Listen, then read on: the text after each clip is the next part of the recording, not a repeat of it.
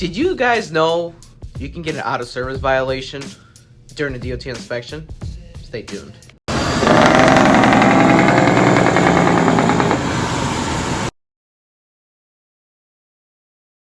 Hello everybody, I'm Eddie B. Welcome to the channel. If you're new to the channel, hit the subscribe button because I post a video every single day. And without further ado, let's go ahead and continue. And I'll tell you guys what happens when you get an out-of-service violation during a DOT inspection.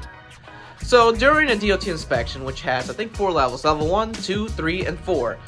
Level 1 being the most strictest, the most hardest DOT inspection to pass. Now, if everything's right with your equipment, you should pass with flying colors. And if the DOT officer is not corrupt, you would pass and you would not get any violations and you wouldn't get an out-of-service violation. But from time to time, either if it's the company's fault or if it's your fault, sometimes you can get an out-of-service violation. So a lot of people have had some people have not had some, and I've had some as well. Like maybe 1 or 2, not a lot. I'm not that dumb, okay guys? I don't drive illegal. So how it happens, a DOT officer finds something on your equipment that is deemed unsafe to operate, and he'll be placing you out of service. And when that happens, he's usually going to put a tag on you, and you cannot remove that tag until a mechanic or you, depending on DOT officer, has fixed the problem and you can safely move. Now, when the DOT officer puts you out of service, he can give you a few options. Depending on how nice you were to him and how his day was and how he is, he can either leave you at the scale house, or he can escort you to the nearest truck stop or a place where they fix trucks. Or if you did a roadside inspection, like in the middle of the street, in the median, or on the side of the road, he could either escort you to the nearest truck stop again, to the nearest repair, or if it's that bad, he could literally tell you cannot move until you get towed. Each situation is different, and it depending on what type of equipment has failed. Now, once you get to the place, either you get towed, or you get it repaired, or somebody comes to repair to you, or wherever he escorted to you, there's a shop at the truck stop or a truck place or wherever you're at, and they fixed it, you can leave, but you cannot leave without doing this first. So the DOT officer is going to hand you a piece of paper where it states all the violations and why it's placed out of service.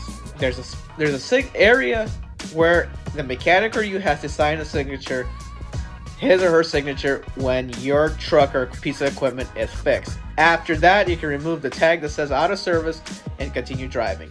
But remember, you or the company has to submit that paperwork within 10 days. Depending on the state, it's either $1,000 a day, and then after a certain amount of days if failed to submit that piece of paperwork, it's a $10,000 fee, $10,000 fee a day. Now, I've personally got out-of-service violations that weren't under my name. I was listed there as the driver or a co-driver, a co-pilot, but I was never ever listed as the person being out of service, so I don't have anything on that my record. But the out-of-service violation comes in two or three forms, actually 3 forms. 1, out-of-service violation, and he issues you a citation, which is a ticket going to you, and it's usually a high dollar amount or whatever the dollar amount the DOT officer seems responsible to give to you. 2nd is he can give you a warning on your out-of-service violations. And the 3rd one is he can issue a ticket, citation, or warning to the company, but not you, but you'll still be listed as the driver, but it won't affect your CSA score. Now, if you have a ticket or a warning, that will affect your CSA score. Now, if you have a ticket, you can fight it in court, but if you have a warning, you cannot fight those in court. Everyone says always have the DOT officer write you a ticket. I personally think, no, I'd rather have a warning. Now, yes, I know that when having a warning, you cannot fight this in court. But for me, since a lot of us truck drivers, some of the truck drivers or owner-operators don't have money to pay for us a ticket, and sometimes you don't even have money to pay for a lawyer, or if it's needed to get that ticket or citation removed, you may as well just ask for a warning, because then at least you don't have to pay anything.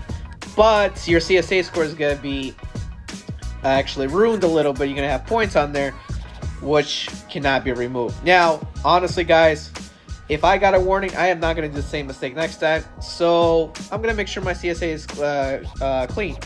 I just rather have personally a warning if it's on me than the ticket, because I often don't have money to pay for a ticket if I lose in court. And also guys, have them write the stuff the violations on the company, especially if you're pulling like the company's trailer. If it's on the company, have it be on the company. I like DOT officers when they put stuff in the company because they know it's not the truck driver's fault. And also, guys, be always respectful to the DOT officers. He can give you a lot of breaks on stuff that could be out of service or have you escorted to a nice place where you're not going to be stuck in the middle of nowhere. Not canceled.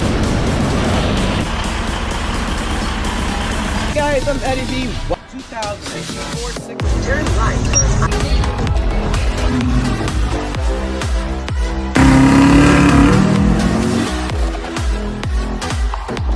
This particular package. Driving attempt on the 6 Series.